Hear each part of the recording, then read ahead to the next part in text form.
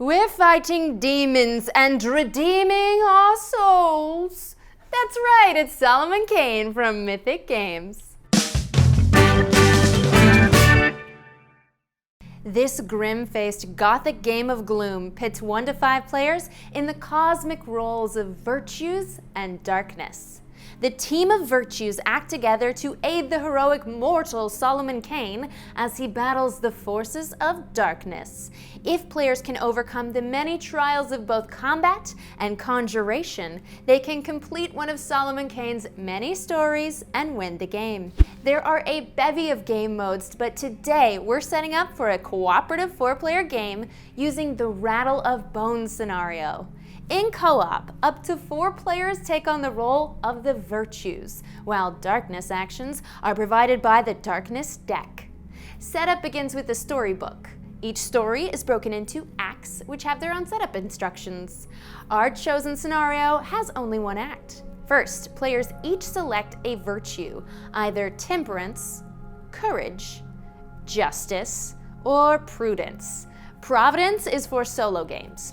And take the associated dashboard, miniature, and deck of 8 virtue cards. Set the mini on the dashboard, covering the aura text. Each player should also have a player aid handy. You're gonna need it for the first few games. Next, each player shuffles their virtue cards and deals out 2 piles of 4 cards each. They then look through the cards of each pile and choose 1 pile to keep. From this chosen set, they place 1 card on the left side of their dashboard on the action slot and another in the right-hand action slot. They keep the remaining 2 cards as their starting hand. The remaining pile of 4 cards goes near the top left of their dashboard and forms a player's draw deck. While leaving enough open space in the center of the table, place the components for the first act of the adventure, including map tiles, minis, fight cards, fight effect cards, and discovery cards. Don't shuffle these cards. However, you may shuffle and place the darkness and event decks. Place the dice and other tokens nearby, along with the stat board for Solomon Kane. The first section of the storybook should provide starting stat values for Solomon Kane, which can be placed with their respective markers for each attribute: strength, clarity, compassion, and danger. You gotta say it like that. Special rules that may apply during this chapter: a number of discovery cards, which can be revealed as listed in the chapter entry, a number of darkness cards, which should be shuffled to create the darkness deck. These will be returned to the general darkness deck at the end of a chapter. Chapters come in 2 types: story and scene. Story chapters don't incorporate board tiles. Instead, they describe a narrative world detailing Solomon Kane's adventure thus far. In story chapters, players choose a path for Solomon to take. Each outcome leads to a different section of the story. Scene chapters incorporate the boards and minis, providing a visual for the dramatic moment about to unfold in Solomon Kane's adventure. These chapters have objectives Solomon Kane needs to achieve within an allotted time. Whether a success or failure, either outcome leads to another chapter in Solomon Kane's story. A chapter ends once players either trigger an outcome, notated by this symbol, or if they run out of time, meaning the last card in this chapter's darkness deck has been resolved.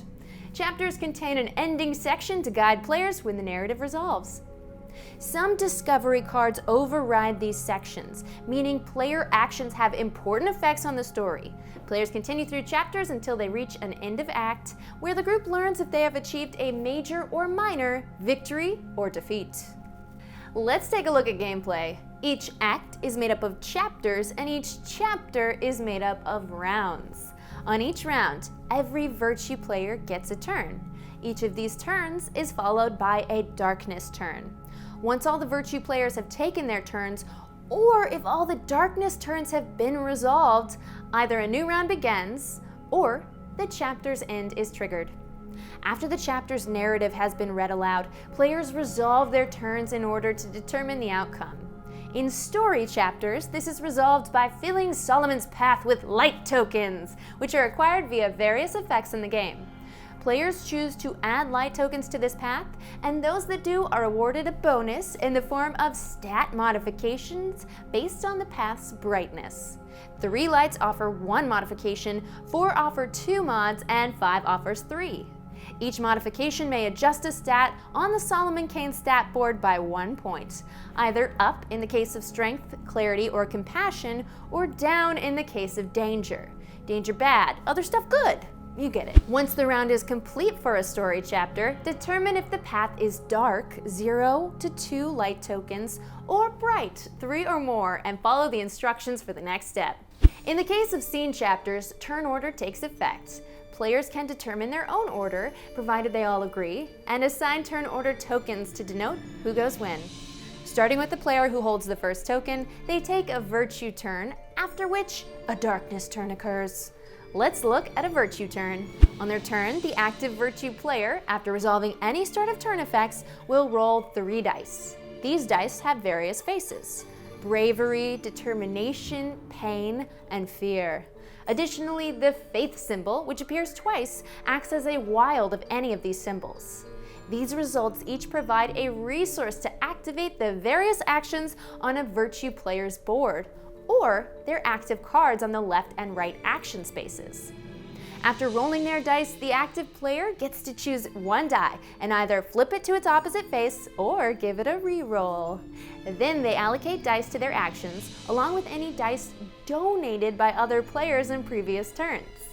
Dice can be assigned to actions on the dashboard, one of the active virtue cards, one of their reserve spaces, a discovery card in play, or an action on an unplayed virtues dashboard. They may also place a die on a donation space of another player's board who has not taken a turn this round. This is limited to 1 donation per player per turn, and a player must choose which donated dice to keep, up to a limit of 2. Actions then resolve. Any virtue cards used are discarded after they're resolved. Actions may include Courage's Audacity, which removes all shadows from play; Prudence's Support, which adds light to another virtue's board; or Justice's Empathy, which increases Solomon's compassion by 1 or 2 if justice itself is on the board. After all the actions have been resolved, the player chooses to keep remaining active virtue cards or discard them. They then refill empty slots with cards from their hand and draw back up to a hand of 2 cards. If their deck ever depletes, they just shuffle their discard to form a new draw pile. All dice not in the reserve are now discarded, and any end of turn effects resolve. The active player then flips their turn token face down, and a darkness turn begins. On the darkness turn, players resolve any omen cards on the top of the deck. After resolution, or if none are present, they then draw the top card from the darkness deck.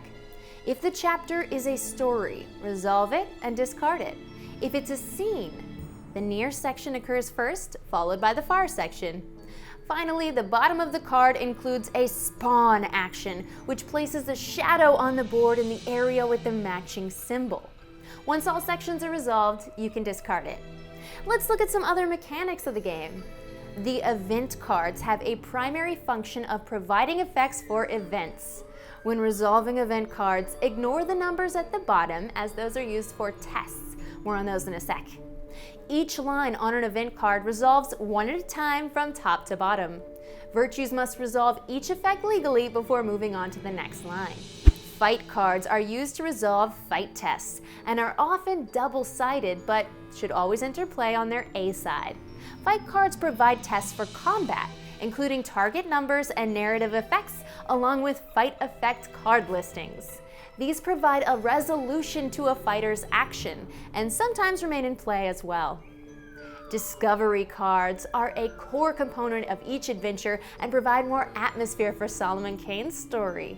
Many discovery cards bend the rules in some way or provide instant, ongoing, or opportunity effects, each of which have different durations and timing. Solomon Kane's stat board. As players raise and lower these stats based on game effects, a few important things can occur. All of the stats have bonuses and penalties for related tests on various spaces of their tracks. These are known as stat modifiers. Additionally, danger has a limit of shadows that can spawn on the board. A safe Solomon is a happy Solomon. If Solomon Kane's strength, clarity, or compassion ever hits 0, or if his danger ever reaches 11, he has been defeated. The final page of each storybook includes details of those outcomes. Map tiles and movement. These are used in scene chapters. Map tiles have a variety of symbols, including white lines, which divide a tile into areas. Red lines, which do the same but are impassable. Double white lines, related to a special area as noted on the scene's discovery card. And doors, that separate distinct areas along the edge of tiles. When moving, each move value allows a miniature to move one area adjacent. The higher the move value, the further it can go. Minis are limited in areas by space. If a mini can't get in at least half of its base into an area, it's not gonna fit. Just not gonna fit. The cloud is where virtues keep their pooled resources, including luck cubes, which provide a second chance on tests. Mercy, which acts as a one-time use wild die. Purity, which tracks virtue's progress in certain chapters. And blessings, which is a one-time powerful ability which can be played at any time. Finally, tests are a major component of Solomon Kane. These resolve the important encounters within the game. Test types include fight, talk, and explore, and each has their own limits based on the terrain and scene. Tests all begin with a base value. For instance, Justice's Arbitration is a Talk 5 action. The base number is added with any applicable modifiers like Strength for Fight, Compassion for Talk, and Clarity for Explore. That total is then modified by the values of any event cards and -1 per shadow in Solomon Kane's area or adjacent to him. The entry then determines which card to resolve based on the final total. Some tests call for a random number. This is where those event cards come into play. By drawing an event card, virtues now have a random number for the crowds and rabble, villains and champions, and heroes and nemesis. Turns continue until the end of a round. Rounds continue until a chapter resolution is discovered. As players guide Solomon Kane through his many trials of combat, survival, and intrigue, they'll unlock hundreds of new outcomes of his heroic tale. And that's the basics of how to play Solomon Kane. A variety of game modes and adventures exist in the core box, so check the campaign page for details.